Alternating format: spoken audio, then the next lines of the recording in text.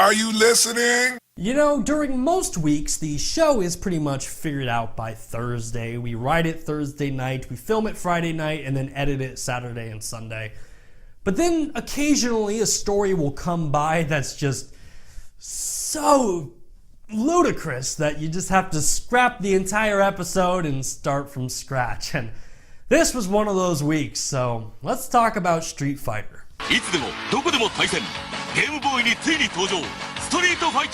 Street Fighter.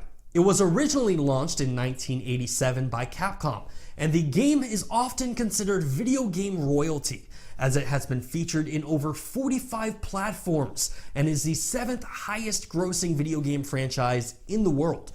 In 1987, the original Street Fighter debuted in arcades featuring only 10 characters and 5 maps.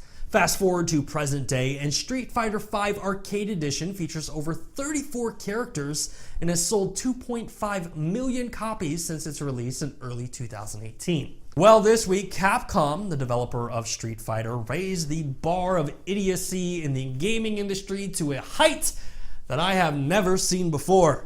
So let's talk about it in a brand new segment titled Street Fighter. Well, this week in the world of gaming marks the arrival of sponsored content in Street Fighter V. Earlier this month, Capcom had announced that sponsored content would be introduced into Street Fighter V Arcade Edition on December 11th. Sponsored content will be displayed in several locations in-game to remind you about costume bundles and the Capcom Pro Tour. When sponsored content is enabled, players can obtain additional fight money in ranked and casual matches. Sponsored content can be found on a character's costume, during loading screens, and in the back of certain stages. Now, as I mentioned in the beginning of this video, this is a brand new low for the gaming industry. In fact, when I originally read this story, I thought it was a lie. So I ran to the PlayStation Store, downloaded the game, and I couldn't believe that it was true. In fact, this is my actual footage. Like, you could make the argument that as long as the ads aren't distracting, then yeah, what's the big deal? But Capcom literally chose the worst locations for these ads. Like, look at Akuma. The logo is literally taking up his entire back. And what about Balrog?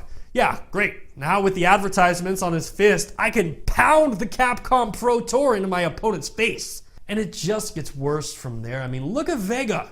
Like, his mask is ruined. And Dhalsim, like, why do you have to put a logo on his turban? But honestly, I find part of this funny because YouTube doesn't consider my channel to be advertiser friendly. And yet you have characters like Cammy and Armika and Lara who are clearly extremely advertiser friendly. And if that's going to be the case, then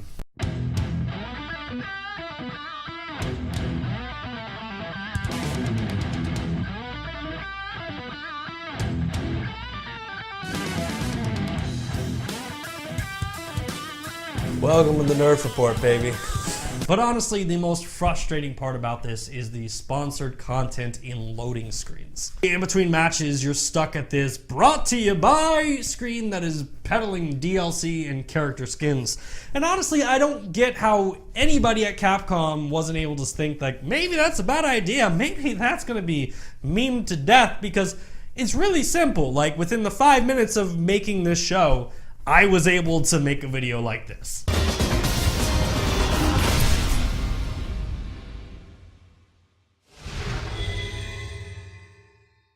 Hi, it's Vince with ShamWow. You'll be saying wow every time you use this towel. Now, to be fair, Capcom has announced that you can turn the sponsored content off in the sponsored content menu, to which I say, really?